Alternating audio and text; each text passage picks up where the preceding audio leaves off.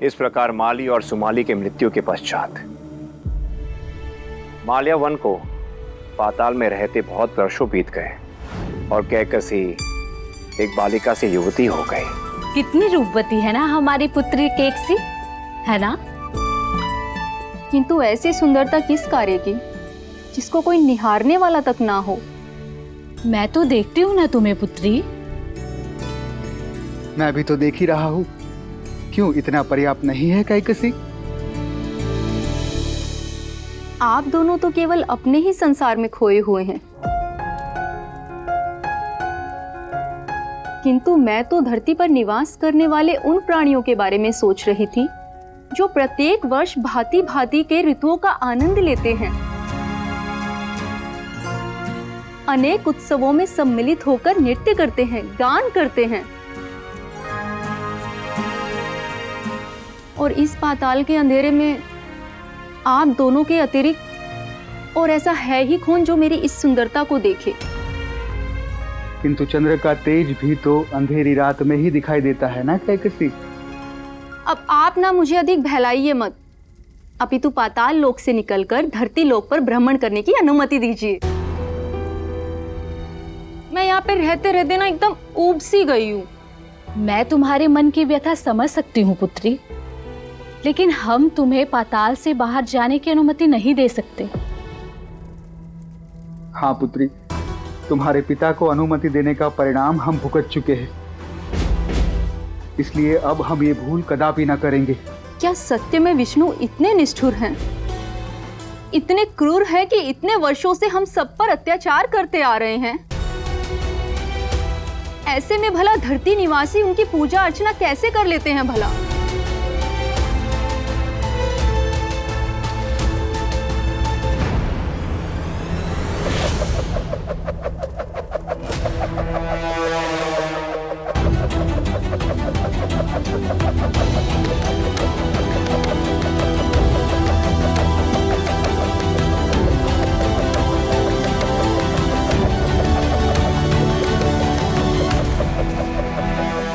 हम हमारी पुत्री की बातों के लिए क्षमा चाहते हैं सुदर्शन देव।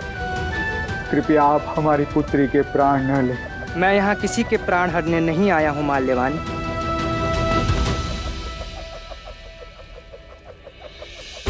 अपितु श्री हरिनारायण के आदेश पर यह बताने आया हूँ कि आपने इतने वर्षों तक शांतिपूर्वक प्रभु के आदेश का पालन किया।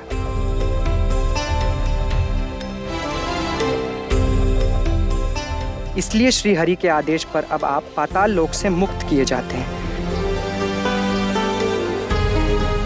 किंतु स्मरण रहे, आप धरती पर जाकर पुनः पूर्व की भांति किसी का जीवन भंग नहीं करेंगे। हम इस बात का सदा स्मरण रखेंगे सुदर्शन देव। आपका बहुत बहुत धन्यवाद।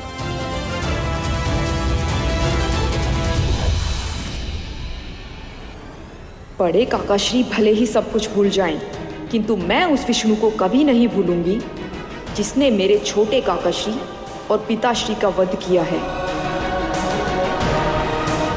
श्री हरि नारायण ने माल्यवान और उसके परिवार को अभयदान देकर एक प्रकार से उन पर उपकार किया, किंतु कैकसी के मन में छल था। वो पुनः असुर कुल को स्थापित करना चाहती थी। उसे षड्यंत्र रचकर किसी प्रकार ऋषि विश्व से विवाह किया और महाअसुर रावण को जन्म दिया। नाना माल्यवान ने रावण को कई विद्याओं में पारंगत करना आरंभ कर दिया। बालपन से ही रावण ने कठोर से कठोर साधना आरंभ कर दी और कालांतर में वो कई शक्तियों का स्वामी बन गया। किंतु माता कैकसी रावण के मन में देवताओं के प्रति घृणा का विष घोलती रही। इसी प्रकार एक माता की कुप्रेरणा और कुसंस्कारों से प्रेरित होकर रावण अत्याचारी और अधर्मी बनता चला गया। ये कैसी माता थे प्रभु जो अपने ही पुत्र को घृणा के मार्ग पर धकेल दिया?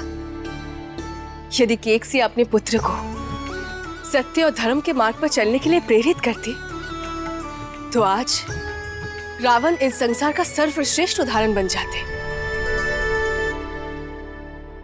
किंतु दुख की विषय तो यह है कि वो आज इस संसार का सबसे बड़ा अधर्मी बन बैठा है। हाँ देवी, किंतु काल धीरे धीरे रावण की ओर बढ़ना आरंभ कर चुका था। परशुराम रावण की कुंडली के जिन 10 खंडों को ढूंढने निकले हैं, उन्हीं में रावण के मृत्यु का योग छिपा है। उस योग के उजागर होते ही त्रेता काल में श्री राम के हाथों रावण की मृत्यु निश्चित है।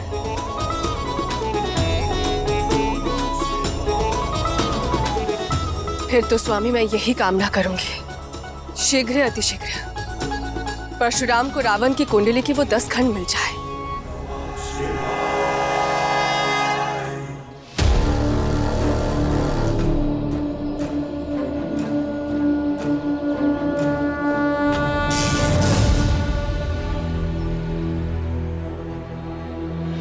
मेरे इस वार से अब तक इस दृश्य शीश की भित को खंड खंड हो जाना चाहिए था, किंतु ये तो अपने स्थान से हिल भी नहीं रहा।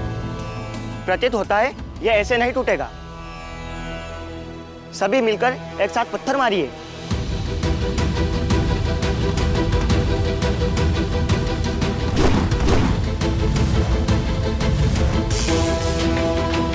कदाचित इस पर मेरे अग्नि बाण का प्रभाव पड़े।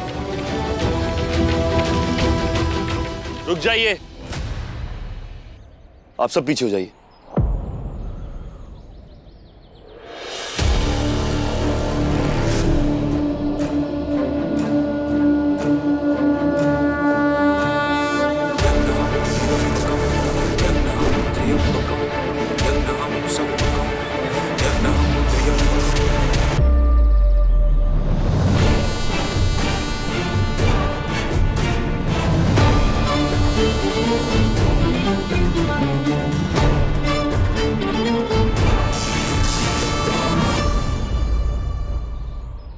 हे प्रभु, ये संकट न जाने कब टलेगा।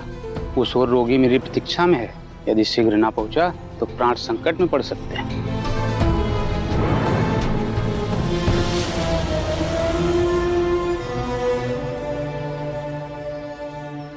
चलिए, आप अपने रोगी का ध्यान रखिए, तब तक मैं इस संकट का निवारण ढूंढता हूं।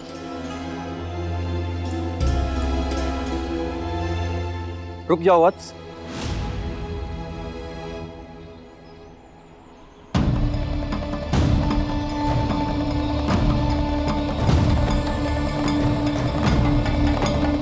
जी ऋषिवर, इस अदृश्य भित्त को केवल एक ही शक्ति तोड़ सकती है। आप शीघ्र ही बताइए कि वो शक्ति क्या है। अष्टभुज मणि। अष्टभुज मणि? हाँ, इस माया की काट वो अष्टभुज मणि है, जिसे सिंगिका अपने केश की चोटी में संजो कर रखती है। कहीं सिंगिका वही तो नहीं जो राहु की माता है? हाँ, वही सिंगिका जो डंडक वन में रहती है। यदि तू डंडक वन में जाकर सिंगिका की चोटी से वो अष्टभुज मणि प्राप्त करने में सफल हो गए तो इस समस्या का समाधान हो जाएगा। अन्यथा इस अदृश्य भित्त को संसार की कोई भी शक्ति तोड़ नहीं सकती। ठीक है ऋषिवर, मैं शीघ्र ही डंडक वन जाता हूँ उस मणि को प्राप्त करने।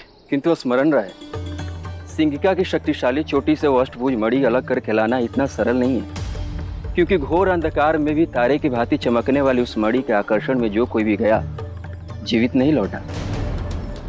और उससे भी बड़ी बात है कि वो मणि दिखते ही छलावे की भांति लुप्त भी हो जाती है।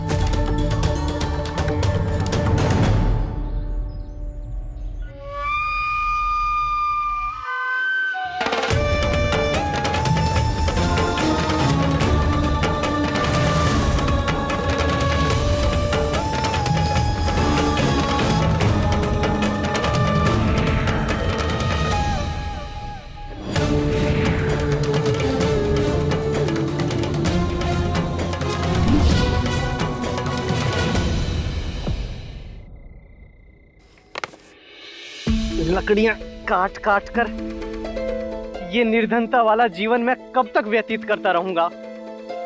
हे भगवान, मेरे ये निर्धनता भरे दिन कब समाप्त होंगे? कब ये दुख भरे दिन खत्म होंगे भगवान, कब ये दुख भरे दिन समाप्त होंगे और कब सुख आएगा।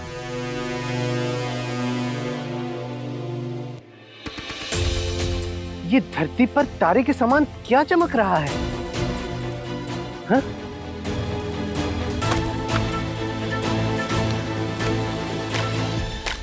बहुत दिनों से इस वन में केवल छोटे छोटे वन पशु ही हाथ लग रहे हैं।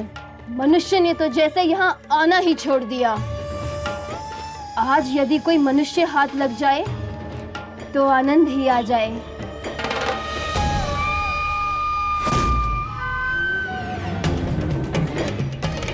यह गंध तो किसी मानव की प्रतीत हो रही है।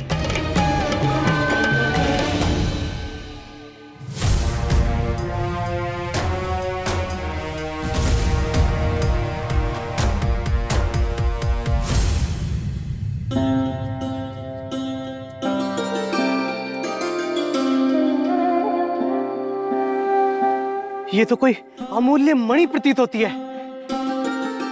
आज भगवान को मुझ निर्धन पर दया आ ही गई और मेरे मार्ग में मुझे ये मणि मिल गई। हे भगवान, मुझ पर कृपा की आपने। इस मणि को विक्रय कर मैं इतना बड़ा धनवान बन जाऊंगा। मेरी 7 पीढ़ियां भी इस धन को खर्च नहीं कर पाएंगी। हे भगवान, मैं भी धनवान बन गया हूँ।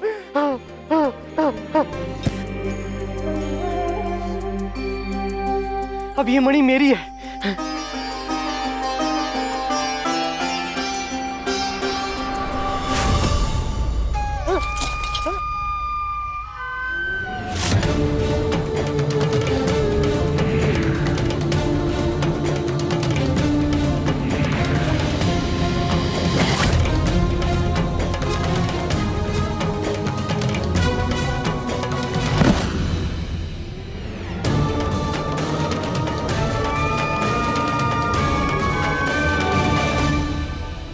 तो आपका मानना है रात्रि के अंधेरे में मैं उस मणि को प्राप्त नहीं कर सकता? हाँ, क्योंकि सिंगिका की शक्तियां रात्रि के हर प्रहर के साथ बढ़ती जाती है और मध्य रात्रि में उसकी क्रूरता चरम स्थान पर पहुंच जाती है, किंतु सूर्य उदित होते ही उसकी शक्तियां क्षीण होने लगती है। अतः वो दिन के प्रकाश में गुफा से बाहर कदापि नहीं निकलती है। तो फिर दिन के प्रकाश में मैं उस मणि को प्राप्त कर सकता हूँ? दिन के समय भी सिंगिका के गुफा में प्रवेश करना इतना सरल नहीं है। वो क्यों? क्योंकि अंधेरा समाप्त होते ही जब वो गुफा में प्रवेश करती है तब गुफा के द्वार पे उसके पुत्र राहु का पहरा लग जाता है, और राहु के होते हुए किसी में इतना साहस नहीं कि बिना उसके अनुमति के उस गुफा में प्रवेश कर सके। और राहु के पास त्रिदेवों की मिली वो शक्ति है जिसे उस सूर्य तक को निगल जाता है, और राहु के इसी शक्ति के कारण कोई भी देवता उसे भिड़ने तक का साहस नहीं जुटा पाता। किंतु एक उपाय है। क्या ऋषिवर? तुम्हें कुछ समय प्रतीक्षा करनी होगी। शीघ्र ही सूर्य ग्रहण आरंभ होने वाला है। राहु सूर्य भक्षण को अवश्य ही जाएगा। तब सिंगिका गुफा में अकेली होगी। उस समय उसे मणि प्राप्त किया जा सकता है। धन्यवाद ऋषिवर, किंतु मेरे पास समय नहीं है। आप स्वयं देख रहे हैं ना, एक ओर वैदराज अटके हुए हैं तो दूसरी ओर उनका रोकी। एक ओर मां अटकी हुई है तो दूसरी ओर उनका भूखा पुत्र। मुझे ये कार्य आज रात्रि ही करना होगा, अन्यथा बहुत विलंब हो जाएगा। आज्ञा दीजिए। देखिए मंदोदरी, आपके चरण पड़ते ही ये फल फूल वृक्ष जैसे मुस्कुराने लगे हो। सत्य कहा ना मैंने। ये तो मैं देख ही रही हूँ, किंतु लंकेश, आप मुझे लंका कब लेकर जाएंगे? विवाह के पश्चात कन्या का घर तो ससुराल ही होता है ना। आप कब तक मुझे ये कुएं में पड़े कछुए के भांति गोल गोल घुमाकर ऐसे ही वाटिका में भ्रमण करवाते रहेंगे? अब मैं मंदोदरी को कैसे समझाऊं कि मैंने ये विवाह अपनी माता के पसंद से नहीं अपितु अपनी पसंद से किया है। मंदोदरी को लंका ले जाते ही ज्ञात नहीं माता मेरी क्या दशा करे। वैसे भी मैंने इसके समक्ष अपनी बड़ी बड़ी शक्तियों का बखान पहले ही कर दिया था।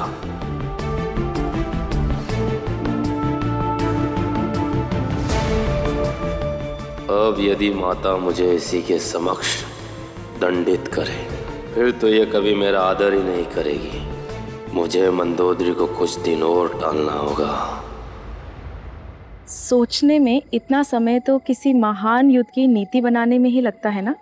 नहीं नहीं, ऐसी बात नहीं है। मैं युद्ध नीति की नहीं, अपितु हमारे लंका गमन की तैयारियों पर विचार कर रहा था। सोच रहा था कि वो कितना भव्य और सुंदर होना चाहिए ताकि उसे सदियों तक स्मरण रखा जाए। किंतु तुम चिंता मत करो प्रिय, हम बहुत शीघ्र लंका में होंगे। बस एक बार हमारी माता को आ जाने दो। क्यों? आपकी माता कहाँ गई हैं? अरे वो तो लंका से दूर अपने पिताश्री अर्थात हमारे नाना श्री के घर गई है किसी विशेष कार्य से। किंतु आप चिंता मत कीजिए, उनके लौटने का समाचार पाते ही हम लंका के लिए प्रस्थान करेंगे।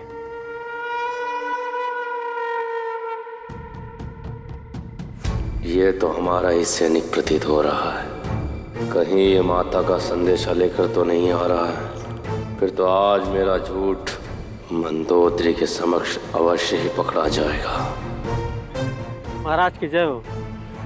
क्षमा कीजिए महाराज, असुर गुरु शुक्राचार्य जी का संदेश है जिसे आप तक पहुंचाने का आदेश मिला था।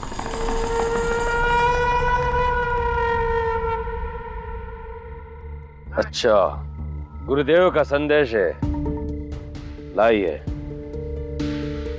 और आप जाइए यहां से।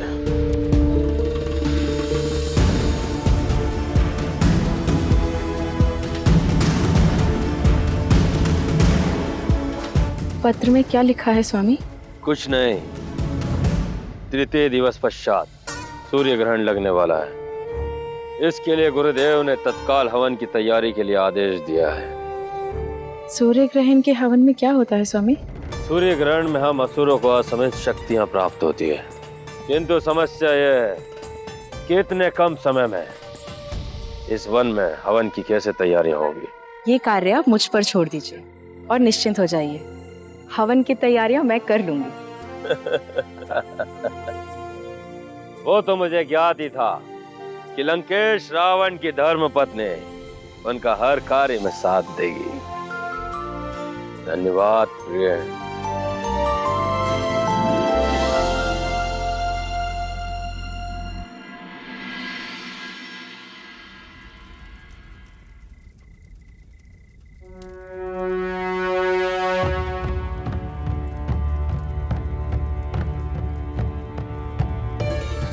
हम दोनों अष्टभुज मणि के अन्वेषण में आ तो गए हैं, किंतु यहाँ का अंधेरा देखकर बहुत भय लग रहा है। भय होने से कोई लाभ नहीं होगा भद्र। लाभ तो तब होगा जब वो मणि हमारी मुट्ठी में होगी। कह तो तुम ठीक रहे सत्यकेतु। अगर हमारी 7 पीढ़ियां भी बैठकर खाए ना तो भी वो धन कभी समाप्त नहीं होगा। सुना है कि रात्रि के अंधकार में तारे के भांति चमकती है, दूर से देखो तो भी दिख जाती है। यदि आज हमारा भाग्य ने साथ दिया ना तो कदाचित अष्टभुज मणि हमें आज ही मिल जाए।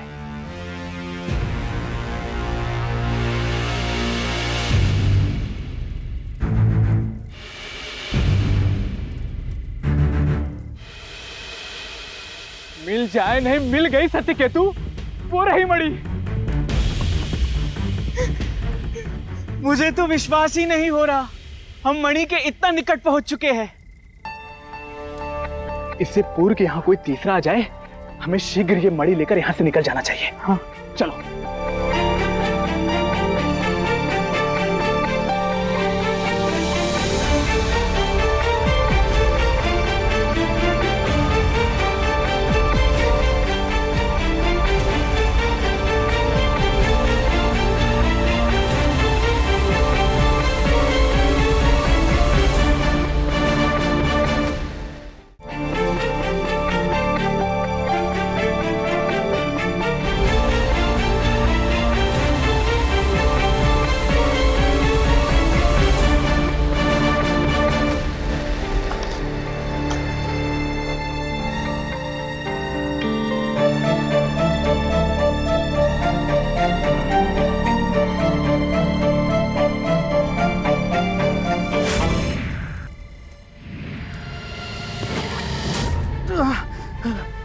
ये कैसी फांस है जो मैं जकड़ रही है? मुझे तो लगता है ये कोई असुरी शक्ति है जो हमारे प्राण लेना चाहती है।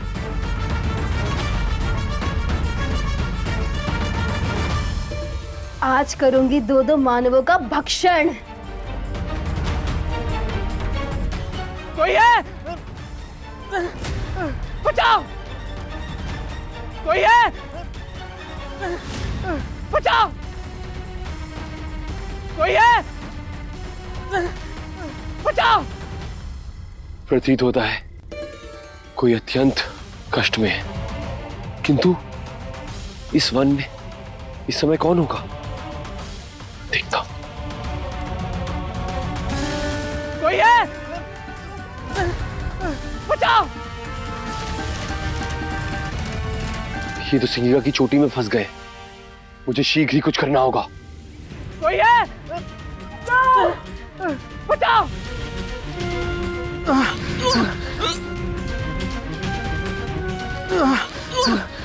धैर्य रखिए, मैं आप लोगों को बचा लूंगा।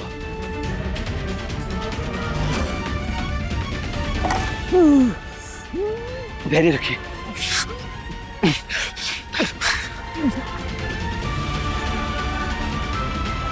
सिंगिका की शक्तियां रात्रि के हर प्रहर के साथ बढ़ती जाती है और मध्य रात्रि में उसकी क्रूरता चरम स्थान पर पहुंच जाती है।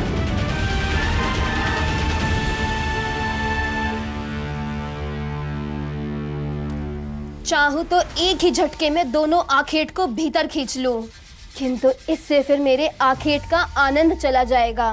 इन दोनों को तो मैं प्रेम के साथ चबा चबा कर खाऊंगी।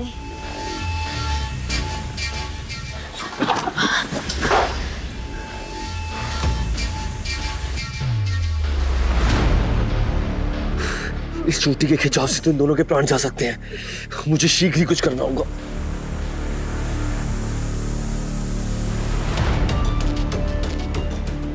एकाएक इन दोनों में इतना बल कहां से आ गया जो ये मेरी चोटी खींच रहे हैं?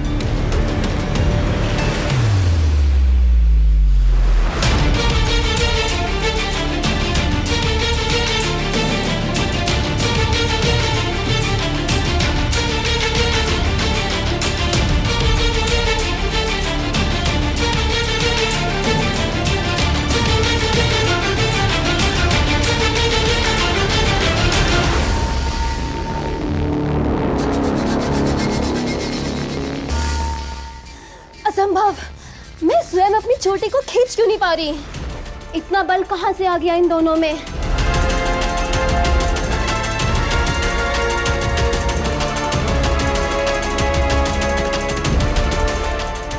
मेरी चोटी तो फिर से ढीली पड़ गई। इसका अर्थ है दोनों अपना अपना बल लगाकर थक चुके होंगे और कदाचित मर गए होंगे। अब मुझे बिना विलंब करते हुए अपना आहार कर लेना चाहिए।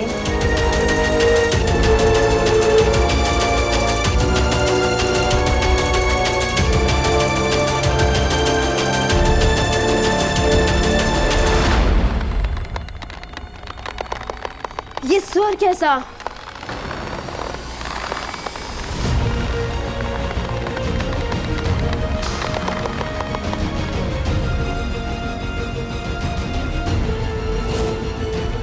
नहीं, सिंगिका का आखेट इस प्रकार भाग नहीं सकता। कौन था वो तीसरा जिसने सिंगिका का आखेट उससे छीना?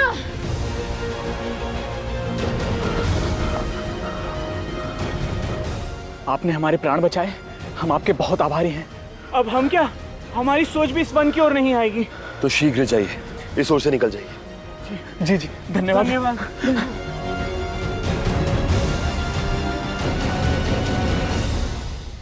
आज का समय तो निकल गया,